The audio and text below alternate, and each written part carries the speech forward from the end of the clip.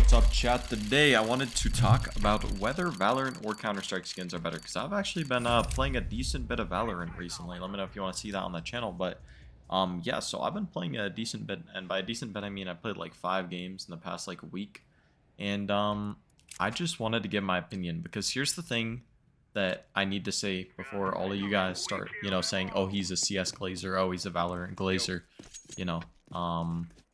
I have a crazy amount of hours on Valorant, and honestly, I probably have about equal amounts of hours in both Valorant and Counter-Strike. Like, no game I have more hours on the other, because I used to be really addicted to Valorant, like during the first and second year of when it came out.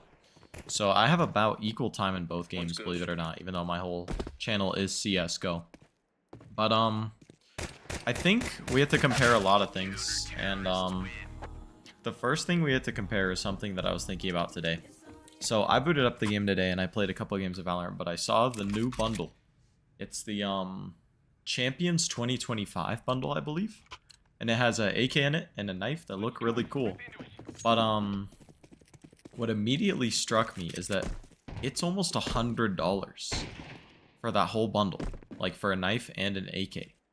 And here's the thing, you might be like, okay, well, you literally are holding a $100 P250 sand dune, so what is the issue? You know what I mean? Or you buy crazy expensive knives in Counter-Strike. But the issue is that in Counter-Strike, these skins, I could just, if I really did not want them, I could always just sell them back. You know what I mean? Like, I am not locked into keeping these skins, and whenever I want to sell them, I just will. You know what I mean? So I'm actually not losing any money, which is my, like, kind of complaint with Valorant, man. Like, it's like, in Valorant, I feel like I'm wasting money, where in CSGO, I know that I might not even be wasting money. I might actually be, like, these skins might actually even go up in value. So it's like, I feel so much better having a $400 knife in Counter-Strike than I do a $30 knife in Valorant. Because I know that I could get that $400 back, but I do not think I could ever get that, $30 back, if that makes sense. But that's nothing to do with the actual skins themselves. And the skins are a kind of a complex issue, because on one hand, let's not beat around the bush, bro. Valorant has really cool animations, like really cool animations, for some of their guns. They have sound effects for when you kill.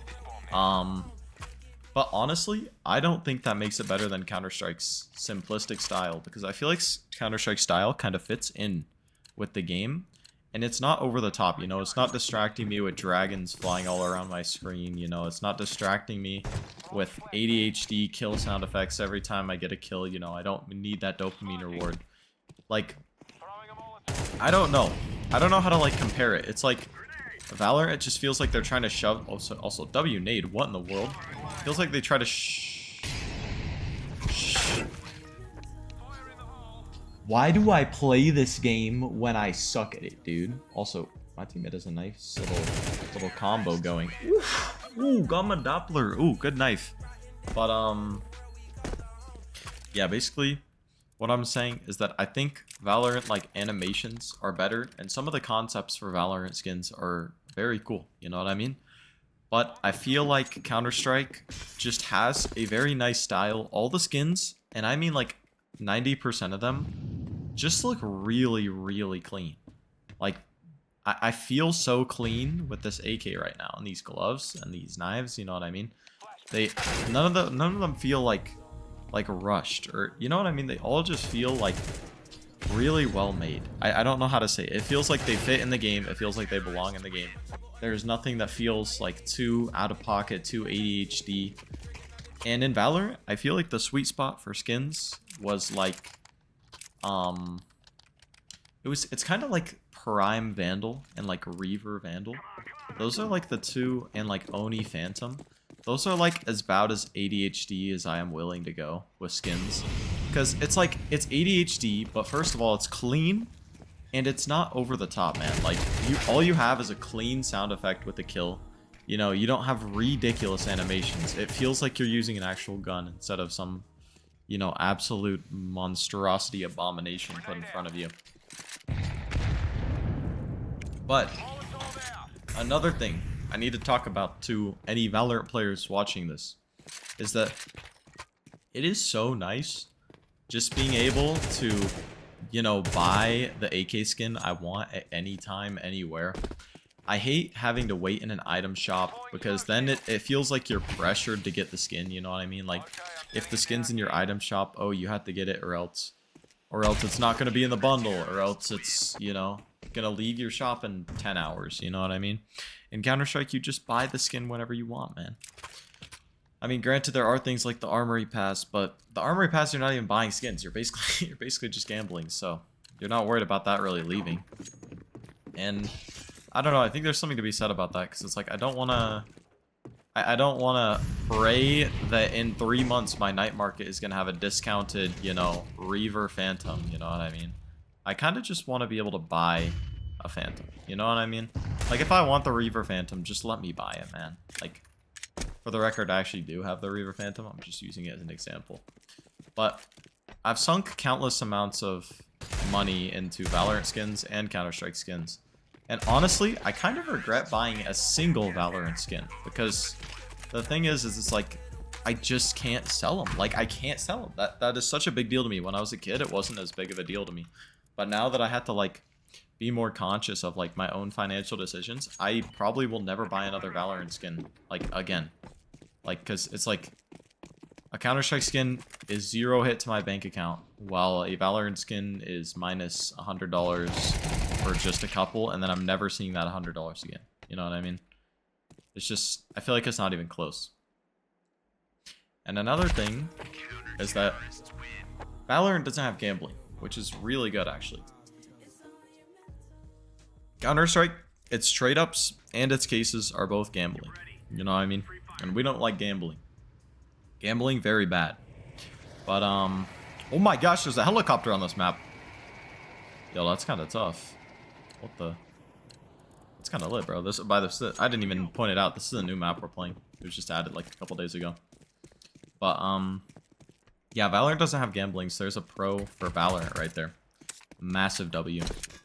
I mean, I guess that's about it. Like, that's all I can really say. Because another thing, big complaint about Valorant, like, huge complaint, like, serious deal breaker, is that they have the stupid system called a Radianite. If you don't know what Radianite is, it's basically like, let's say I buy a gun, and let's say I bought a butterfly knife in Counter-Strike, for just so I can use the analogy for Counter-Strike players. I then can't actually use the butterfly knife to its full potential. It's gonna have default knife animations.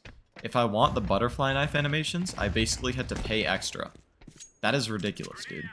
Like, if you buy a skin, everything that you have should just come with it. Like, I think that's a non-negotiable, you know what I mean? I don't want to pay to upgrade my skins, you know what I mean? That's just absolutely brain dead. Like, it's like if I bought this Ursus Tiger Tooth, and instead of having this flip animation, you have to pay extra for it. That is so brain dead. That is so brain dead. You just, like, I can't even explain. You can get Radianite for pretty cheap if you do it through the Battle Pass, but then that means that, first of all, you're still actually paying for it. You know, the Battle Pass still does cost money, even though it's only like $10. But then you have to play the game relentlessly just to upgrade your skins. And I don't want an incentive to play the game just so I can upgrade my skins. I kind of just want to enjoy my skins, you know what I mean? And then the thing is, if you don't buy Radianite, or if you don't get it from the Battle Pass, it's like ridiculously expensive. Like, if you pay $30 for the skin, it's going to cost you like $30, if not more, in Radianite to fully upgrade it. Just absolutely shameless. Another thing about Valorant skins is they've been getting, apparently, I haven't really kept up with it because I haven't been playing Valorant over like the past year because it's just been in such a bad like shape. But apparently, a lot of these skin prices just keep getting higher and higher, man, and they just keep charging more and more for skins. I mean, actually, when I played the game today, I saw they had like a gun buddy in the shop. Like, literally, it's like a CSGO charm, and they were charging like, I think it was like, dude, I think it was like $10. Like, that is insane, I'm not gonna lie. Like, for just a charm on your gun. And honestly, in my opinion, it didn't even look that cool. Like, maybe I'm crazy, but I don't know. And then I guess a downside to Counter-Strike skins is some skins you'll just never be able to own realistically if you're just the average player. Like a Dragon Lore, you're never gonna own it. But on the same side, that's kind of like an upside, you know what I mean? It means skins are actually cool. Like if you see a Dragon Lore, it's like you know, it's like a big deal. I actually had like a one of my friends came up to me at school the other day and he was like or college, he was like yo, I got killed by a Dragon Lore in my game the other day. It's like that big of a deal, you know what I mean? You get killed by a Dragon Lore, that's insane because you saw a Dragon Lore in your game. That's like $10,000. And for example, if I ever saw like a really cool pattern blue gem like in my game, like a 661 blue gem, I would be insanely hyped. And that's another thing I can talk about before this video ends, is that, you know, CSGO has patterns. Like, this skin right here has tons of different patterns. Some of these do not have all this blue up here. Some of it are just fully yellow, and those aren't worth as much. The AKs with more blue are worth a lot more money. And I feel like that's a really cool thing, you know what I mean? Having skins that have uniqueness to them, you know what I mean? Where they're not just, you buy the skin, it's the same as everybody else, you know what I mean? I like that. I think that's a really big part of Counter-Strike. I mean, there's been so many patterns that people like freak out about on like tons of different skins. Like, it's a big deal. Like, I think it's kind of insane, man. I'm just saying. Like, I don't know. Like, that's just such a big deal to me. And having like the uniqueness to it. It's like, I don't know how to say it, but this guy's a brain dead idiot. Okay, now I'm gonna lose to him because I said that. But in Counter-Strike, at the end of the day, you don't need to play like Valorant. You don't need to play brain dead, bricked, you know, slow. And to kind of conclude the video, since we're probably on the last round here, I would say that I think Counter-Strike skins are overall better. But I really do like Valorant skins. I think they have their own, you know, uniqueness to them, which I think is important. So, Counter-Strike skins on top, Valorant skins not far behind, but actually pretty far behind. I'm not gonna lie. But anyways, thanks for watching the video. I'm hosting a 2v2 wingman tournament for $50. Join my Discord if you want to be in it. It's gonna be streamed live. And yeah, subscribe so I can buy a freaking Dragon Lore.